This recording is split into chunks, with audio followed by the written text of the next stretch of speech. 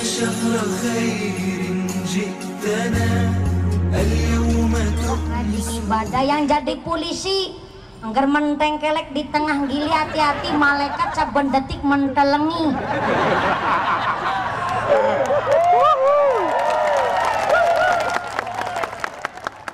Maaf Pak Kapolsek, kemarin saya baru kena tilang sengit aku.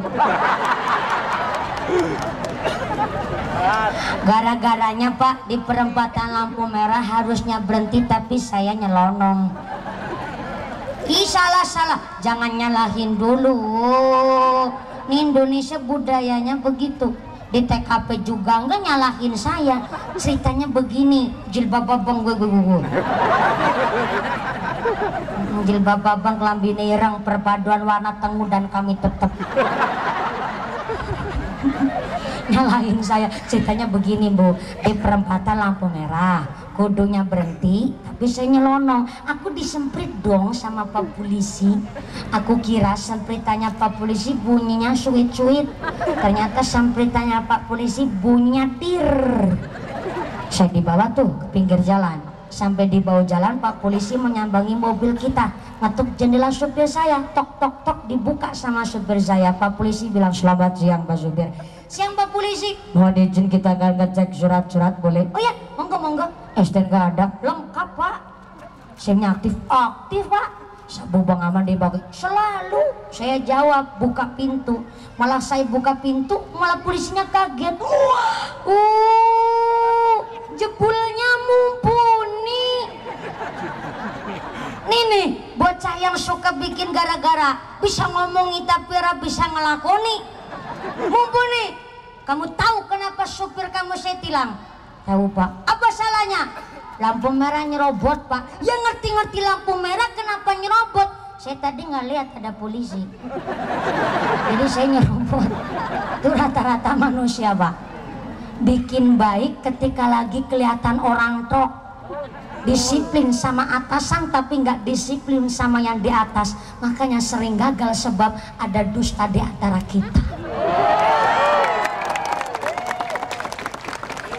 Tapi saya nggak pernah nyerobot lampu merah Pak Kapolsek. Saya nyerobot lampu merah kalau dikawal sama polisi. Jadi saya pikir seprana-seprene yang marahi, yang suka ngajari nyerobot lampu merah sebenarnya polisi.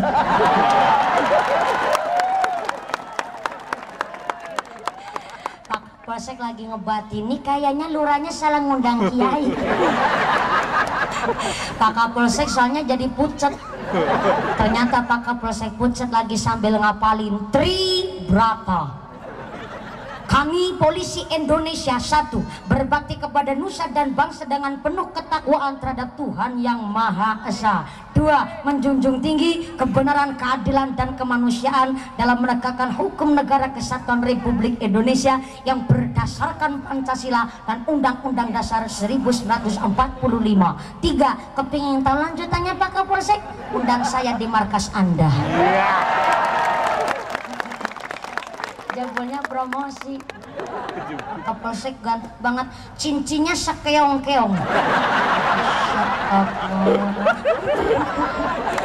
Ih jangan salah Pak, itu cincinnya Pak Kapolsek ada isinya.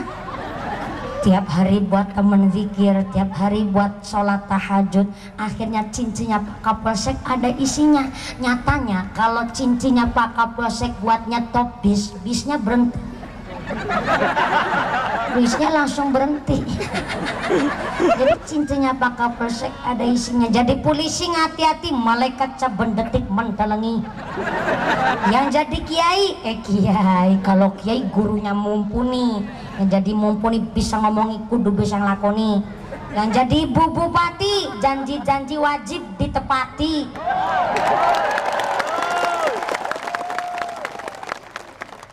Jangan sampai pas lagi mau nyalon aja pada dateng, bareng ganti pada kelalen. Tuh sana batang Cenaku jalannya bosok.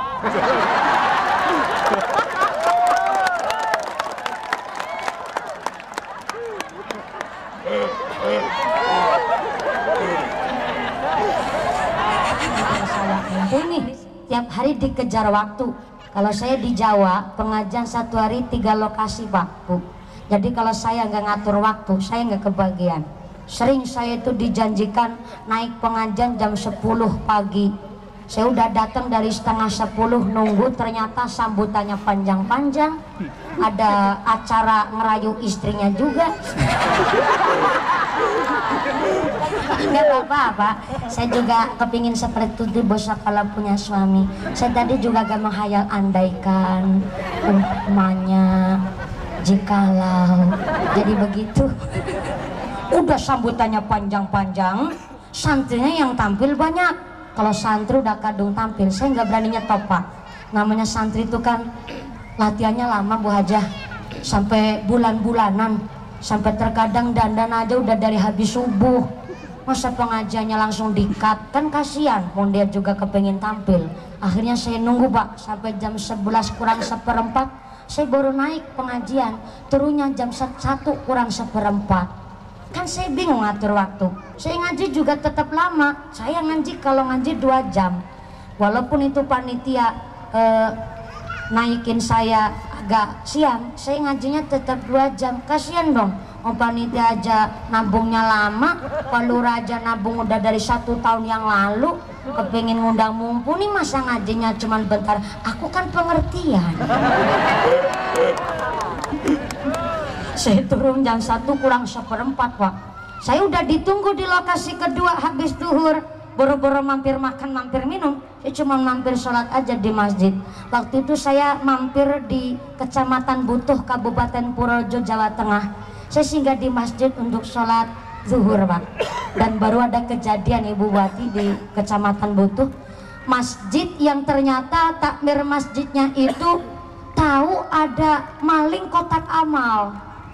Takmir masjidnya teriak-teriak, malah maling yang ngeluarin pisau, dan takmir masjidnya perutnya ditusuk pakai pisau Pak.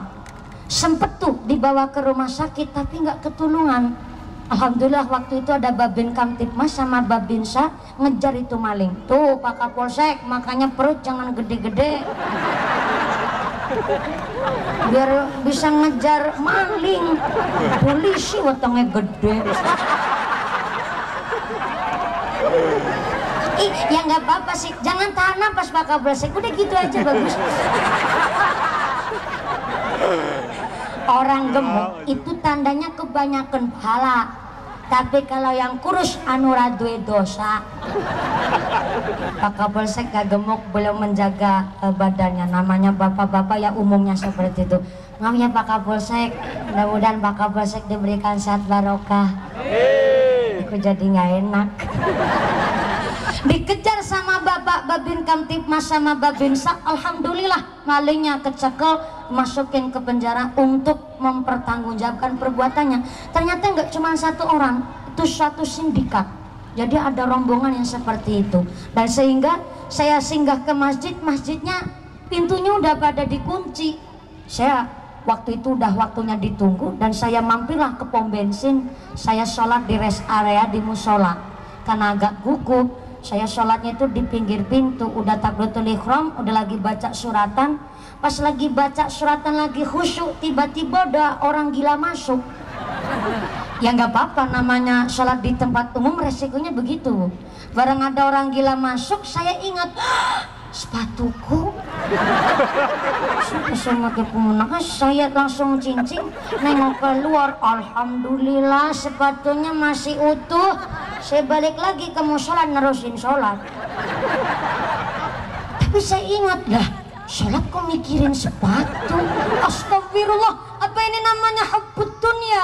Jangan-jangan dari dulu yang saya sepatu nih bukan kakinya, tapi hatinya. Pantes kalau orang ada sandalnya baru sama teman keinjek sandalnya yang sakit hatinya.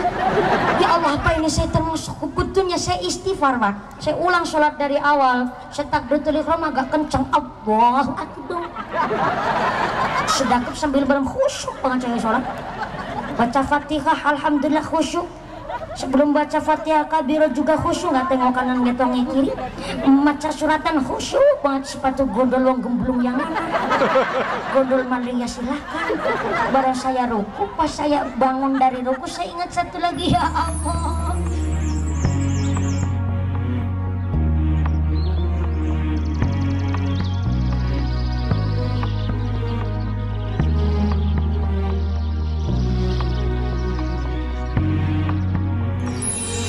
شهر خير جئتنا اليوم تؤنس بين